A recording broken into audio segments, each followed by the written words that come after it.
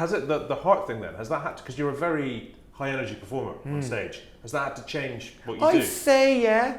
I'm much more cautious. Right. But I've got conflicting doctors. Right. I have a heart surgeon who pushes his glasses up on his nose and goes, "I'd take it easy now, Jason. I'd be careful, just, it's grand, you're okay now, but don't take the mick, And then I have my stent surgeon, who's hilarious.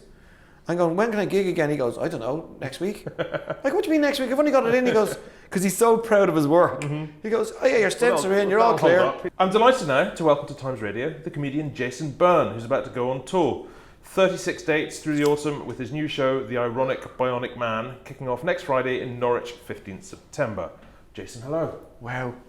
I didn't really count the dates. I think the way it's a lot. Yeah, you have to, with 36 dates, and they're roughly 2-hour shows, and I think I'm just day by day I'll take it. Yeah, that's what I'm going to do, because that's quite a lot, isn't it? That's a lot of hours. That's 72 hours. 72 hours on stage. Yeah, I know, but it's like, but then people say to us, "Oh, you only have to work for like 2 hours a day." It's like, we don't. We have to write all day. We have to make sure the gig is right. We have to get to the gig, set it up. You know what I mean? Spend the rest of the time fretting about it, or Are you a relaxed? No, I'm not. I'm not too bad nowadays. But then, being a comic, like all comics, we just think the whole show was a disaster afterwards, even though people are standing and clapping. That's what we do. We just go. Literally always. Oh God, we're like, what was that about? That's why I've had to look back at myself, and we record ourselves for the gigs, and in the DVD days, oh my God, that was horrific.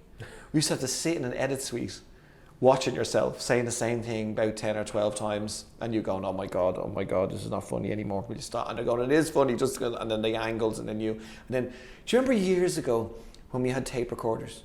And we used to record our voices. Yeah. Do you remember doing that? Yeah. And you played it back and you just didn't recognise your voice. Yeah, that's not what I sound like, yeah. I mean, all the kids don't do that anymore because they know what they sound like. Oh, but I never listened back to... So we had to do that. But the show is, it's great fun. We ran it in, it's been run into death for 4 weeks and then every night. What does it, go back, what does it take for you to realise that something has been funny? Is it like like, does the audience appreciation mean something? Yeah. Is it reviews? Is it like when you look back at your older stuff now? Yeah. When you look back at yourself from 10 years ago, 20 years ago, whatever, can you be to yourself, oh no, actually that was pretty good? Yeah, I mean, I look back on, we did a thing called Gas with Lee Mack on Channel 4 in 1998, I think, 97, 98. And I came on with like all these different props. And I was going, oh my God, you're like only in your 20s. Like, that was really good. And on telly as well. I mean, that's fantastic. And I did a bit of improv. I'd never done improv, like on the spot. There was like, because it was called Gas, they had all these bits of steam coming up in the set. And I just went over to one and just said it was Doc Cotton. And started to shout down into the grid. And then I did a whole piece on Doc Cotton. But this was like Channel 4 and they were going, we had no idea you were going to go over there and lie on the ground. We had to move the cameras.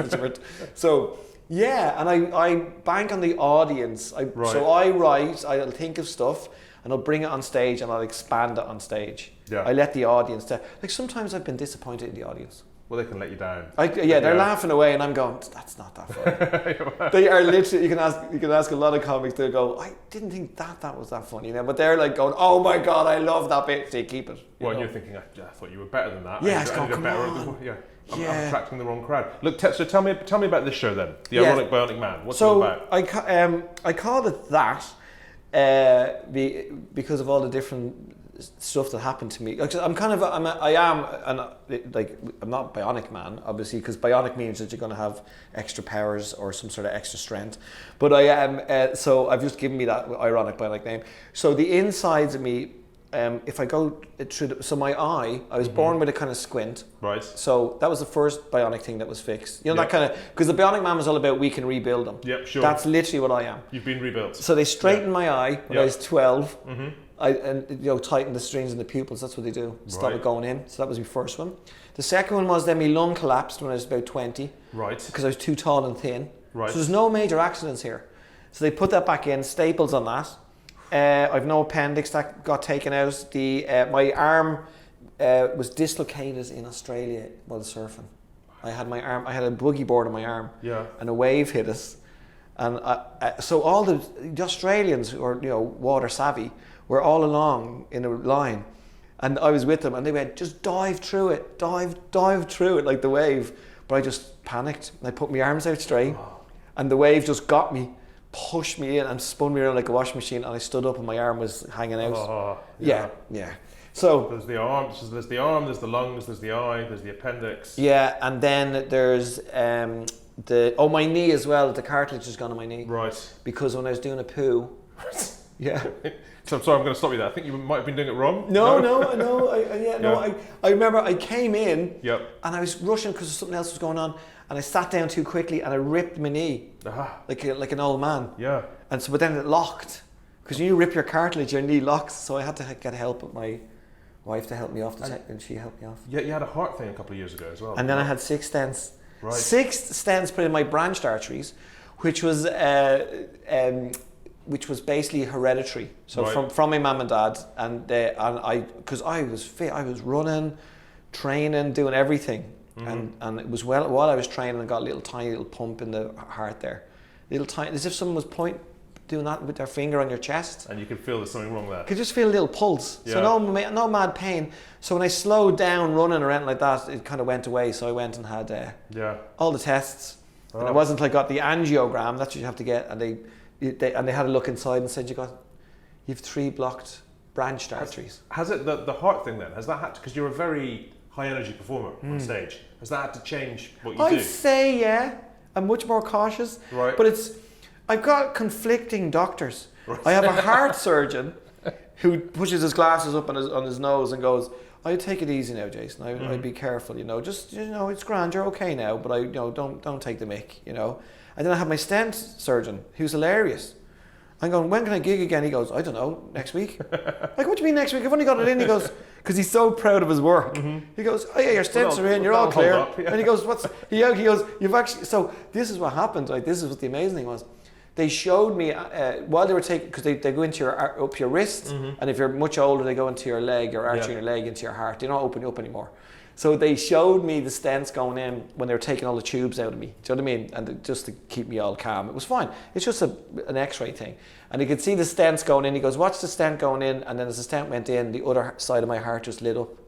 All the arteries, the blood all just flowed into it really fast. Because it was dripping in there. And it just went whoosh, like that. How do you feel about this stuff? Are you fascinated by it and really into it? Or are you kind of like, oh, that's a bit much? No, in fact, I'm not. People keep going, oh my God, are you afraid now? Do you think that you're... But I never felt sick. Right. Do you know what I mean? And I felt that he just... Made you better. And that's why the stent professor, and that's why they're all so good at their jobs, they're telling you... Because he said, like, the heart surgeon goes, well, look, we'll just see you every 6 months now. Now you're going to be totally safe. We'll see you all the time. We'll do scans on you, everything. And the stent surgeon, of course, just wants to keep putting stents into me because he likes seeing me. But there's the death so it's good. Okay, so it's kind of good if you have blockages. Right. Because it's not a problem with the mechanics. Right, okay, it's the easiest thing to fix. So it's grand, but I feel actually, because my dad, right, because I wrote a book about me and my dad and all, and the play I do about my dad, and my dad features in my stand-up heavily, all his funny stories. He died, and I watched him die, and I just appreciated life even more when that happened. So now that's what I do with life, because while I was in hospital, they were telling me, if the artery was completely blocked, that's it. Yeah. You just die. It just goes done. Do you this might be a weird question, but do you identify as a healthy person? You look like a healthy person. Yeah. You're obviously very active. Do you think of it? I mean, because I've seen your early routine about your eye when you were a kid, and it's very much sort of, dealing with what was presumably a horrible thing to go through. Yeah. With kind of sort of great humour. Do you does it get to you, or do you feel like a sort of happy, healthy person? No, I feel happy, healthy, but sometimes, I go, sometimes I'm tired and I go, I can't believe this has happened to me, all these things. Again. I go, my shoulder now. I go, what's next? Like, you know what I mean? Literally afraid to go to the toilet, that old joke. Is there a body part you think you don't need? No, I'm not going to say anything in case. Yeah. But I probably... I don't know, maybe a toe. But then your balance is gone. Then I can't run, I can't train. But I appreciate life much more now. Do you know what I mean? I do a lot of work with mental health stuff as well. Right. So it's just sometimes gorgeous just to be alive. You know what I mean? And it's great. And I am. So actually, here's a good. When I had my lung operation, the thingy, I was only 21, and I was looking out on the grass, and I says, I cannot wait to put my foot on that grass, my bare foot, because I was in hospital for 2 weeks, and I went out. It was like something in a movie. And I took off my shoe and it's got my mum and my dad to wait, and I put my foot in the grass. It was sunny as well in the summer. I was like, oh my God, that feels brilliant. So I thought, that is life. You know what I mean? That night, totally forgot about that. It was back to normal again. Life was crap. I was going, Jesus Christ. So I didn't go off to Tibet or do anything like that. So look, you mentioned your father, who you lost recently. Paddy Byrne. And the play you're doing, which is connected to your father, right? Yeah, it's called... Tell me about the play. Yeah, it's called the Paddy Lama Shed Talks. So I'm loving doing that. I did it in Edinburgh last year, and we're going to the Dublin Fringe Festival to do it now, and then I'm hoping then to bring it back here in London. And it's me as my dad. People say, you always do stand-up about your dad, but so when you do it, you do his voice, and you look like him. So my friend of mine, Phelim Callan, said, why don't you write a play and you just be your dad and tell stories about your dad as your dad? And so that's what I do. And the layer we put on it was I interviewed my mum and my sister. Without them knowing, I recorded it about my dad. Okay. I told them after. I just put my phone down, and they were like, so that's played in the play. Right. But you can't obviously see them, you can only hear them. And my dad talks to them, but he moans at them a lot, my dad, because my mum gets everything wrong. Do you know what I mean? So like she's going like, oh, we moved in 1965 and your brother was born in 1973, and my dad goes, that's all wrong, that's all wrong, that's all wrong. So my dad corrects all that kind of stuff. And it's fun. Like my dad does. There's a hidden message in the whole play. Do you like feel? I mean, does it make you feel like you're with him doing that? Yeah, it really does. Because I'm wearing his jumper, his blue jumper, and dressing like he was. And he spent all his time in a shed. So the stage is a shed, and the audience are me. So they're Jay. Jay comes to visit him, and it sounds like it's just a man telling stories, but it's not. It's much bigger. And my dad used to say, when somebody dies, you should always talk about them, or they die twice. That's what he used to do, one of his things. Yeah. And at the end of the play, actually, he does say, I probably wouldn't write a play about them now. Because that's good humour. So the Irish humour stays in there. With the audience, are you... Look, because you're a very funny man, and you know you're a very funny man. Are you... Is your driving thing you want to amuse people, or you want to move them, or you want to keep the memory of your dad? What's the push there? Moving them is if I'm honest. That's the new drive. I've never felt like that. Yeah. So I've been making people laugh for 25 years, and now I'm making them cry. Which is better? I think the crying is it's quite nice, but it's only because I know that the message has been pushed across really well. Yeah. And people have come up to me afterwards and saying, "Oh my God, that helped me grieve me dad, me uncle, me husband." So my dad covers everybody, and also other nationalities. You know, British, Scottish. Even I gigged in Finland. I was doing shows, and they went to see the Paddy Lama and they went, "Could you do that in Finland?" I was going, "What? That?" And they went, "Yes, that's what our dad would do the same thing. They have sheds."